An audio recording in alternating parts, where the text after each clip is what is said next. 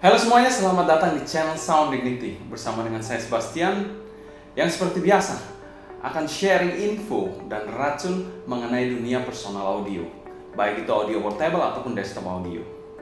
Jadi kalau kalian tertarik, jangan ragu untuk subscribe, nyalakan notifikasi, serta follow juga Instagram kita di Sound Dignity, agar kalian tidak ketinggalan update-update terbaru mengenai dunia audio portable dan desktop audio.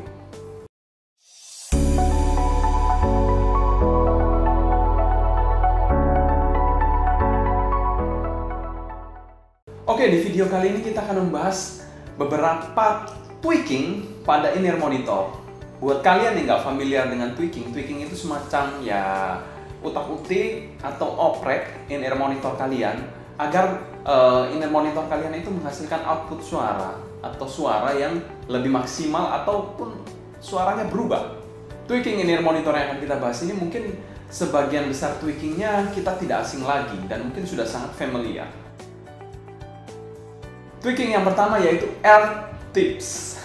AirTips mungkin tidak asing lagi bagi kalian pengguna in-ear monitor. Di dalam paket penjualan in-ear monitor pasti selalu ada AirTips minimal 3 pasang, yaitu yang small, medium, dan large. AirTips sendiri memiliki banyak sekali jenis, dari yang berbahan silikon ataupun berbahan foam. AirTips itu tentunya memberikan sedikit perubahan suara, walaupun tidak dalam skala yang besar ya, skala yang tinggi. Kalau kalian berbeda hal kalau kalian mengganti in-ear monitor, tapi AirTips di sini bisa merubah suara tapi not in a big margin. AirTips itu berfungsi untuk melakukan tweaking pada kekedapan dan juga kenyamanan penggunaan in-ear monitor. Nah, kekedapan ini penting, kenapa? Karena kalau in-ear monitor itu biasanya memiliki gebukan bass itu yang dalam. Nah, kalau kalian tidak memiliki in-ear monitor yang kedap, biasanya bassnya akan bocor dan kalian tidak bisa merasakan dalamnya bass tersebut. Itu akan sangat mempengaruhi sektor bassnya.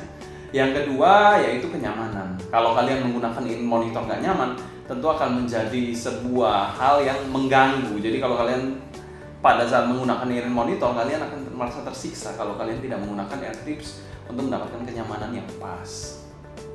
Jadi peran AirTips di sini sangat penting. Mungkin ada sebagian orang yang sedikit alergi menggunakan AirTips bahan tertentu karena mungkin pada saat penggunaan dalam jangka waktu panjang biasanya sedikit gatal-gatal. Nah itu mungkin kalian harus mencoba mencari bahan-bahan AirTips yang kalian familiar untuk mendapatkan kenyamanan serta pada saat penggunaan in-ear monitor dalam jangka waktu lama tidak mengganggu.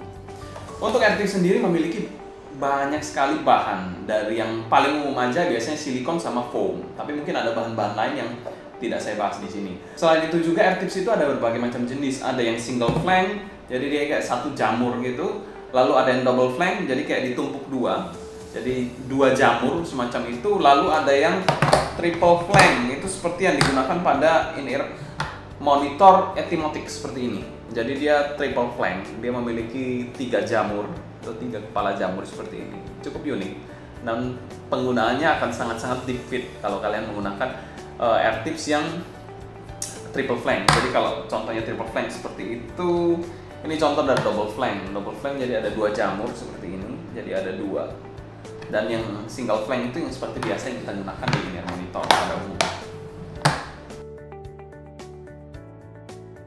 Tweaking yang kedua yaitu adalah kabel. Nah, kabel ini mungkin juga tidak asing. Pada setiap in-ear monitor di dalam paket penjualan pasti kita mendapati adanya kabel. Karena nggak mungkin dong di paket penjualan nggak ada kabel. Kalian nggak bisa mendengarkan dong in-ear monitor tersebut. Nah, kabel itu juga merupakan salah satu komponen yang bisa melakukan perubahan suara. Tapi sekali lagi, kabel ini bukan alat atau tweaking yang bisa dilakukan untuk merubah suara dari bumi ke langit ya. Jadi not in a big margin juga, sama seperti halnya AirTips. Berbeda hal kalau kalian mengganti in-ear monitor dari yang in-ear monitor tertentu ke in-ear monitor yang upgrade-nya atau upgrade-nya lagi. Itu tentu akan berbeda cerita. Tapi kalau kabel, walaupun kalian membeli kabel yang ratusan juta, tapi di-pair dengan in-ear monitor yang buruk, hasilnya juga nggak akan maksimal kalau saya bilang. Kabel sendiri terdiri dari 3 komponen utama, yaitu jack. Jack itu ada jack yang 2,5 mm seperti ini, balance, ada yang 3,5 mm single ended, dan 4,4 mm pentagon. Bahan dari jack juga sangat bervariasi, ada yang menggunakan bahan gold plated seperti ini, ataupun rhodium seperti ini. Ada juga bahan-bahan lain, tapi kita nggak akan highlight semuanya di sini. Selain jack, yang paling berpengaruh dalam sebuah komponen kabel yaitu adalah kabelnya sendiri. Kabel ini juga berbagai macam bahan. Ada yang bahan copper, ada yang bahan silver, ada yang bahan gold, bahkan ada yang bahan palladium. Selain itu juga ada braidnya, ada yang 4 braid, ada yang 2 braid, ada yang 8 braid. Itu juga akan mempengaruhi suaranya. Selain itu juga dari kabel sendiri, treatmentnya itu juga sangat-sangat berpengaruh. Ada yang oxygen free copper atau ada yang OCC, Ono Continuous Casting kalau saya tidak salah. Itu juga merupakan treatment pada kabel. Yang membedakan kabel yang murah dan kabel yang mahal tentunya treatmentnya berbeda. Selain itu juga komponen terakhir dari kabel yaitu adalah pin. Pin ini secara jenis ada 2 yang umum, yaitu dual pin dan MMCX.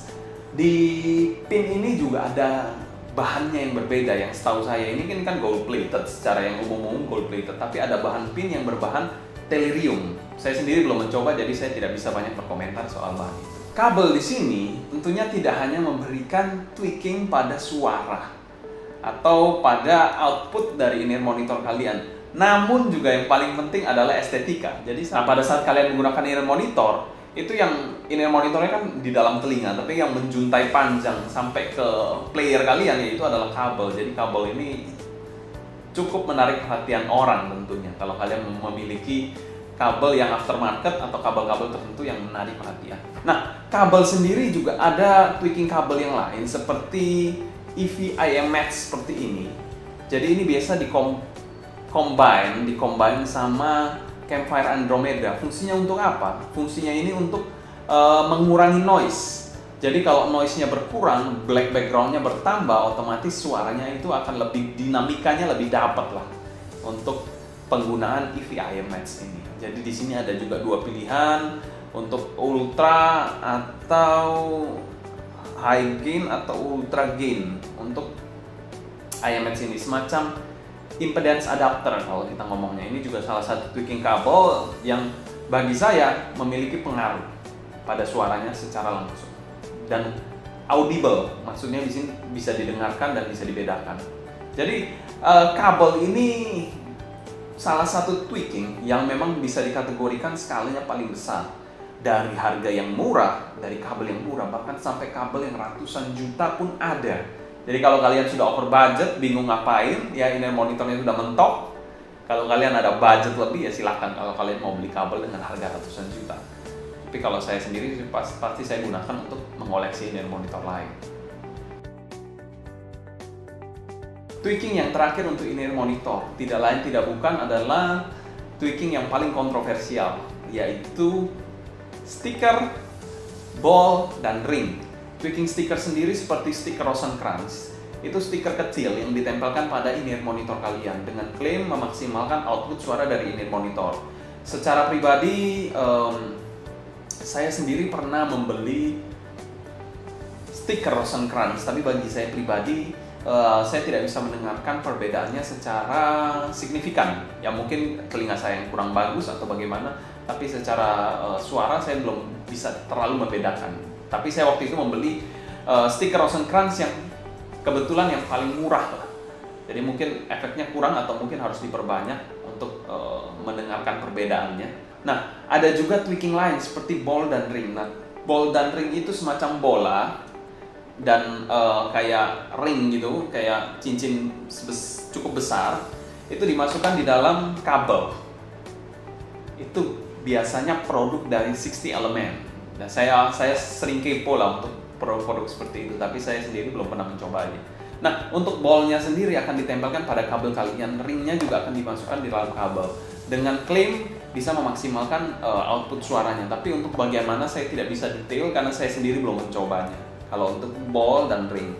Tapi kalau untuk stiker dari Rosencrantz sudah saya coba, saya tempel pada in-ear monitor dan DAP, namun perubahannya belum sesignifikan yang saya expect lah, belum sesignifikan yang saya harapkan. Mungkin sekian dulu untuk video tweaking in-ear monitor kali ini. Apakah kalian ada pandangan lain mengenai tweaking in-ear monitor ini? Kalau kalian ada pendapat, kalian bisa tulis pendapat kalian di kolom komentar di bawah. Mungkin sekian dulu untuk video kali ini. Saya Sebastian dari Sound Dignity pamit undur diri. Sampai jumpa di video berikutnya. Happy listening, stay healthy, and ciao.